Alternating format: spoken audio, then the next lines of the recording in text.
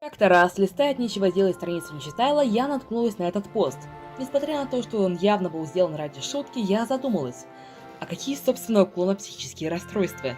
Перед тем, как я начну свой анализ, хочу заметить, что информацию я брала как из «Земли королей», так и из неканонных и семиканонных произведений, по типу Федор на 9, приключений, короткометражек и даже домыслов Федора на стримах. Поэтому альтернативное название видео не «На 100% достоверный полностью канонный анализ психического состояния клонов», а скорее какие психические расстройства напоминают поведение персонажа, если ориентироваться как на канон, так и не на канон. Именно напоминает, закрепите у себя в голове это слово и помните, что сделала я это видео в основном забавы ради. А также я собираюсь переделать это видео, как только у нас будет больше канонной информации по вселенной 13 карт. Ну а мы начинаем. Габриэль как персонаж не до конца раскрыт, поэтому приписать к нему что-то довольно сложно, но лично мне кажется, что у него может быть расстройство аутистического спектра. Федор не раз писал о том, что Габриэль молчаливый. Также он не отвечает сразу, когда к нему обращаются. Федор на 9 он повторил словосочетание, которое услышал от Вики, без малейшего представления о том, что оно означает, как часто делают аутисты. В том же комиксе Габриэль порой не понимает, почему над ним смеются или почему им недовольны, хотя для читателя все более чем понятно. Под конец хочется отметить, что он не понимает, казалось бы, простые указания и вопросы учителей и одноклассников, и мало знает о том, как стоит вести себя в обществе, а точнее в школе, задавая вопросы не к месту. Кстати, Габриэль аутист пока что моя любимая теория из всех в этом ролике, так как она объясняет его необычное мышление, но мы двигаемся дальше.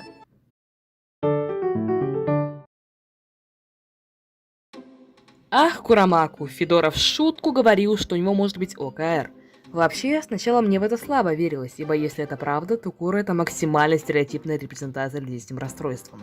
Но потом я немного покопалась и пришла к выводу, что в этом есть доля правды, и он все-таки проявляет некоторые симптомы. Люди, страдающие от ОКР, не терпят неясности, а Курамаку, в свою очередь, пошел на крайние меры, только чтобы узнать, какое у Данды государство. У него также есть потребность планировать все до мелочей, как и в том, чтобы все было на 100% симметрично и организовано. Если все идет не по порядку, то у короля начинается стресс. Он раздражительный и вспыльчив в случаях, если дисциплина нарушена, прибегая к насилию целых 2 раза. Глубоко!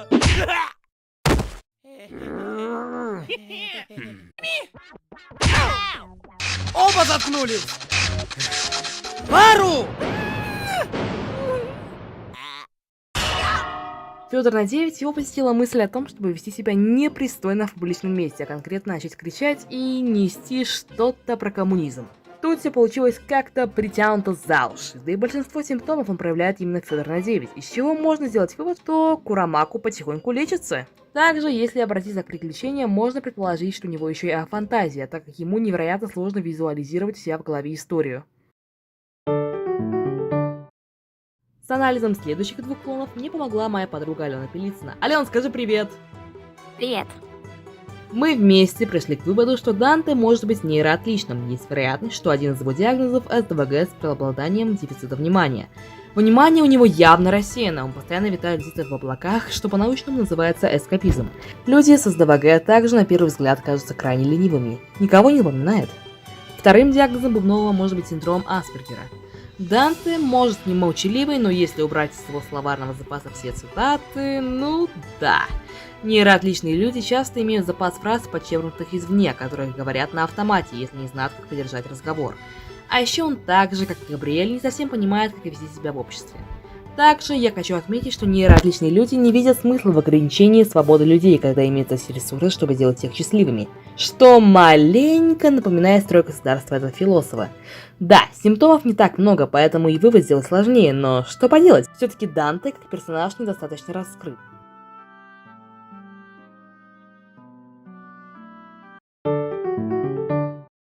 Начнем с того, что у Феликса не биполярное расстройство. Это важно понимать. Биполярка проявляется в виде маниакальных и депрессивных состояний, которые длятся неделями, а то и месяцами. Мы же с Аленой считаем, что Феликс, как и Бубновый, нейроотличный, так как его система приоритетов выстроена по заинтересованности, а не объективной важности. Что он показывает, когда опаздывает на супер-мега важный съезд правителей только потому, что в его государстве гораздо веселее. Также напоминаю про строй его государства. Если говорить о конкретном диагнозе, то у него возможно СДВГ с преобладанием гиперактивности. Как личность, Феликс довольно болтливый и часто высказывает целые монологи, что свойственно людям с СДВГ. Также ни для кого не секрет, что у него есть некоторые проблемы с контролированием эмоций. Это как эмоциональные всплески, гнев и частые перепады настроения, симптомы тех, кто страдает от СДВГ. Феликс полон энергии, еще вечно бдителен, неугомонен и беспокоен. Что касается менее очевидных и более притянутых за уши симптомов, Валет принимает решения довольно хаотично, что возможно указывает на проблемы с организацией. А также он сильно радуется тому, что выполнил целых 2 дела за день, из чего можно сделать вывод, что ему может быть трудно выполнять дела, хотя это скорее больше похоже на обычный оптимизм. А еще я чую, что во второй и третьей части 5 главы Филя проявит еще больше симптомов. Но и в первой части эта тема неплохо раскрыта. Благодарю вас, не читала, за такую репрезентацию мира отличных лиц цветных спасливых мальчиков. У Вару, как мне кажется, тоже СДВГ. Почему? Начнем с того, что мы имеем вот это. Из симптомов СДВГ, в основном с преобладанием гиперактивности, он демонстрирует следующее. Федор на 9 Вару постоянно искал новые способы развлечь себя, указывая на короткую продолжительность концентрации внимания. Это также демонстрируется в 4 главе ЗК, где он еще и не может сидеться на одном месте.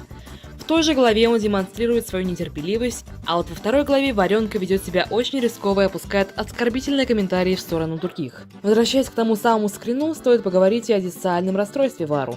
Он не способен соответствовать социальным нормам и уважает законы Федор на 9, где он, черт возьми, грабит школу.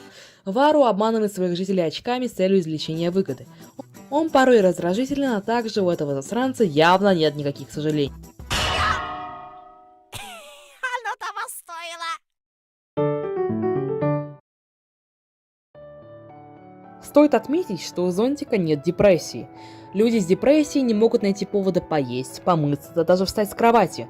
Зон же просто меланхоличен. У него, как мне кажется, может быть тревожность, скорее всего социальная. Зонтик часто нервничает, а также боится ситуаций, в которых его будут осуждать и волнуется о том, чтобы не опозорить себя. Люди, страдающие от социальной тревожности, боятся общаться с незнакомцами, прямо как Зонтик, который не смеет взаимодействовать с жителями своего щита. Он один раз анализировал свое поведение после социальной ситуации Федор на 9, что свойственно людям с этим расстройством. Голубой зон также испытывает тревогу во время ожидания контрольной, события которого он явно побаивается. Что интересно, если в Федор на 9 он показывает симптомы социальной тревожности, то при прочтении 1 главы ЗК можно предположить, что у него генерализированное тревожное расстройство. А вот если обратиться к первой части 5 главы, то можно заметить, что он начинает неплохо справляться с обоими заболеваниями, показывая желание свободно общаться со своими жителями и волнуясь меньше. Также он определенно очень чувствительный человек. Это заболеванием не является, но все равно стоит отметить.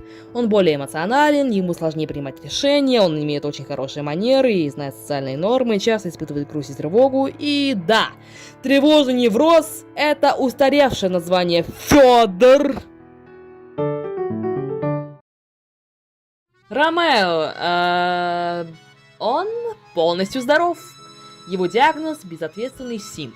Я, разумеется, могу приписать к нему какую-нибудь болячку, связанную с содержимостью противоположным полом, но делать этого, конечно же, не буду. Что касается Пика, тут мне было довольно сложно, но я все же пришла к выводу, что у него может быть оппозиционно вызывающее расстройство. Он весьма раздражителен и часто выходит из себя. Пик придумывает свои правила и им же следует. Делает он это как Федор на 9, так и в Земле Королей, что можно интерпретировать как то, что чужим правилам он подчиняться не хочет. Федор говорил на стриме, что пиковые ищут вину не в себе, а в окружающем мире, что тоже симптом ОВР. А в том же Федор на 9 и клоны рассказывают сказку, он довольно мстителен по отношению к Федору, по крайней мере в сказке он на него до сих пор зол. Изначально я хотела привести к нему еще и параноидное расстройство личности, но потом решила, что это ему не совсем подходит. Пик парень довольно прямой, а не какой-то там злой дядька-манипулятор, строящий заговор против клонов без небольших подозрений. Ну и на этом все. Дамы Джокера я анализировать не буду, так как о них пока что мало чего известно. Что мы за сегодня узнали? Бубновые аутисты, дрейфовые лечатся, у меня к Федору есть несколько вопросов, а еще все это не канун. Всем спасибо за внимание и пока! Зонтик часто нервничает. Зонтик, блять, что за хуйня?